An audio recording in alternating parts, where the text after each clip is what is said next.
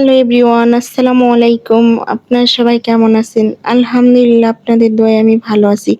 আজকে আপনাদের মাঝে আরো একটি নতুন রেসিপি নিয়ে আসলাম, মাছের মাথা দিয়ে টমেটো ভুনা। চলুন দেখা যাক রান্নাটা আমি কিভাবে করি। মাছের মাথাটা যেহেতু অনেক বড় ছিল, এজন্য আমি মাছের মাথাটা প্রথমে 4 পিস করে নিলাম, নিয়ে ভালোভাবে ক্লিন করে নিলাম। এরপর টমেটো কেটে রেডি করে নিলাম।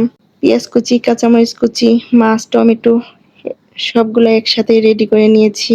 প্রথমে আমি মাছগুলো ভেজে নেব, এর জন্য সব মশলা মাছের মাঝে দিয়ে দিচ্ছি। এখন আমি ভালোভাবে হাত দিয়ে মাছগুলা মাখিয়ে নেব। চুলায় একটা ফ্রাই প্যান বসিয়ে দিলাম।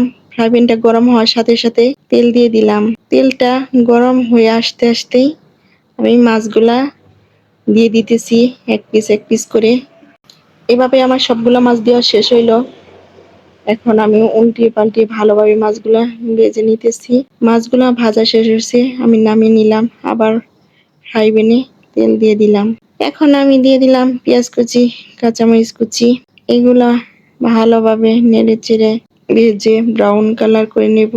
এখন আমি দিয়ে দিব টমেটো এবং সব মশলা। টমেটোর মাঝে আমি সব মশলা দিয়ে দিছিলাম পরিমাণ মতো। এখন আমি মশলা আর টমেটো ভালোভাবে একসাথে কষিয়ে নেব।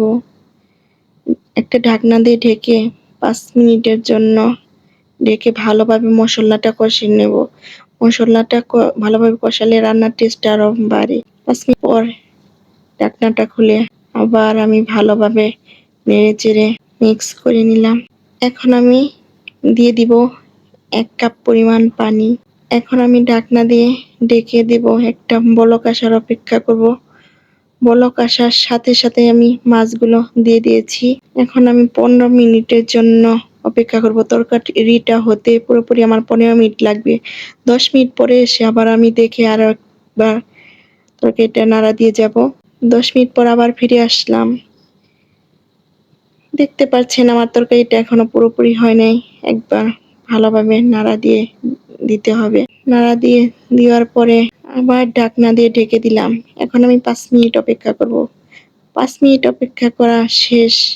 দেখতেই পাচ্ছেন তরকারির কালারটা দেখে আমার তরকারিটা রান্না হয়ে গেছে।